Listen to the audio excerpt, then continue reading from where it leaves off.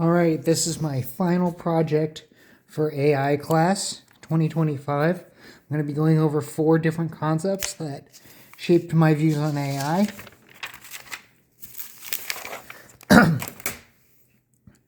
The first person I'm going to talk about is Ted Kaczynski, right?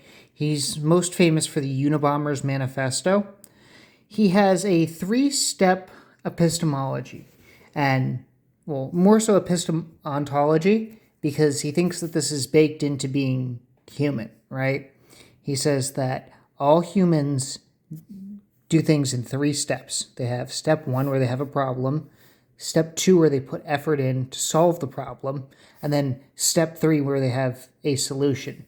This is what's known as the power process. So strange writing behind the phone. Okay.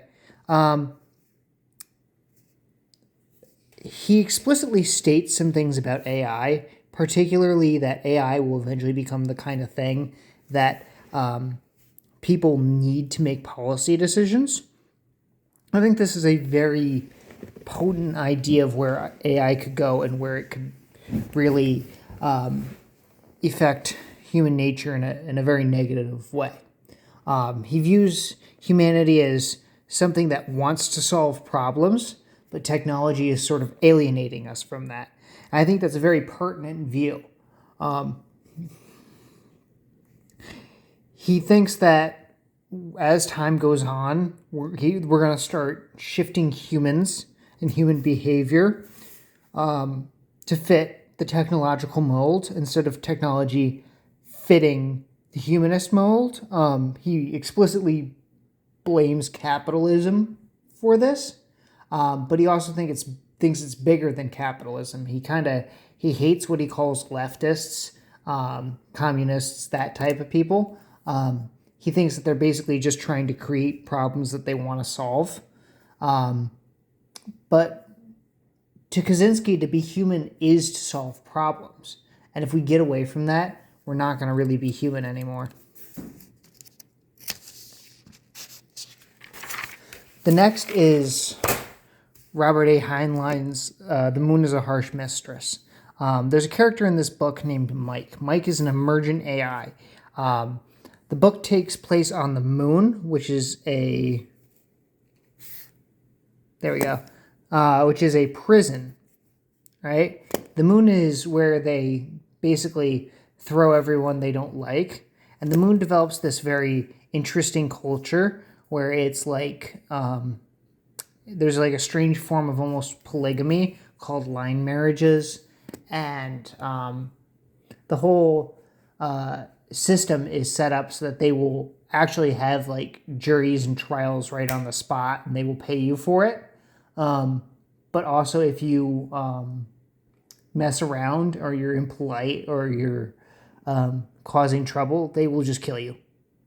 So there's civilization up there, but because it developed from all these prisons and such, it's a very, very harsh civilization. So in the book, some guys that want independence from Earth, they say, hey, we want to rule ourselves. We're the moon. We want to be our own independent sovereign nation, basically. They try getting away from the Earth, and the Earth isn't a big fan of it. So one of the things that they do is they ask Mike, well, okay, how do we get away from Earth? And Mike says, you throw rocks at it. So at first they think it's a joke, but then you realize that catapulting large rocks, which is something you can find on the moon, and just having Earth's gravity do the rest, well, that's a pretty good way of bombarding the Earth. Mike is interesting because Mike isn't treated as your typical AI, right? Whenever you see AIs in stories, they're either all good or all evil. Mike almost kind of gets roped into this war that he really doesn't care all that much about. Mike has a sense of self, but the way that he is used isn't too agential, right? It's not like he creates a robot body and starts slaying people like the Terminator.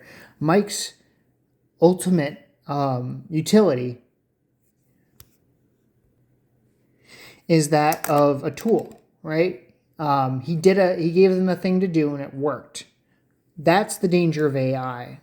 Not so much that it's just going to like awaken and go all Terminator, but that you're going to ask it things and it's going to figure things out that you're not going to be able to do.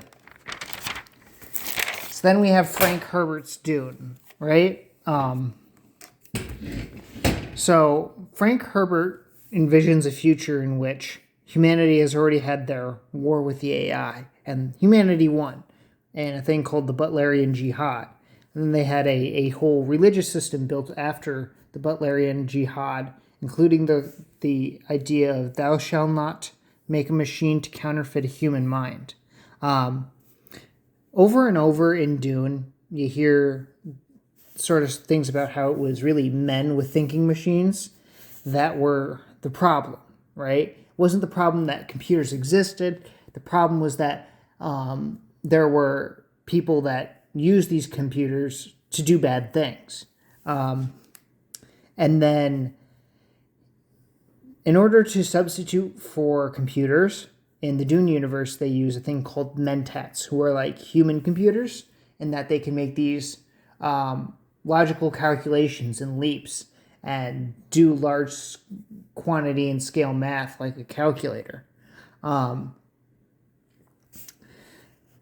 Frank Herbert is interesting in that, on some level, right, the Dune universe isn't a like, you know, nice place, but something like a Butlerian Jihad, it's almost the best case scenario, because humanity has all agreed that, you know, we're going to stymie technology for a little while and we're going to figure some things out socially, or, well, not even for a little while, indefinitely, right?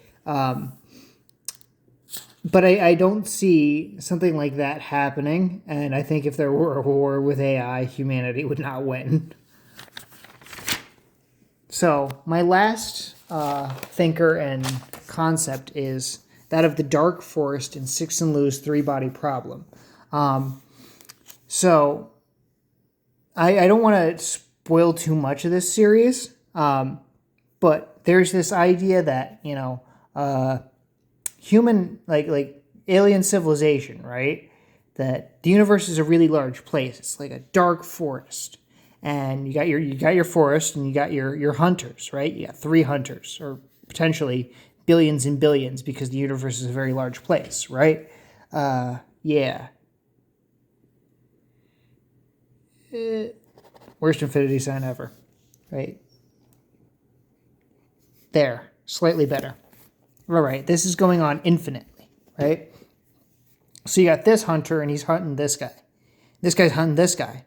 But at any time, anybody can go after anybody else. This is what he thinks alien civilization is like. You never really know whether you're the hunter or the prey. And that's because technological innovation, according to Cixin Liu, is exponential, right? If you have 2 planets and they're just equal, or one is even greater, at some point, the other planet could just be greater. And now that's a problem for you, because they're gonna, if they're in greater technological capacity, they're gonna wipe you out. So it's always worth it to strike first. This is kind of where I think, sadly, we're going with AI.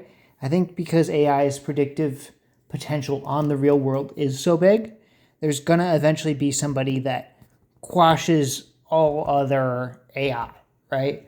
I think that's practically inevitable, that they're going to try and go after anybody who poses a threat to their power. But I don't think that there's an easy solution to that, and I think that's a confine we're actually going to have to work within. That is my presentation. My non-essay final. I'll see you next year.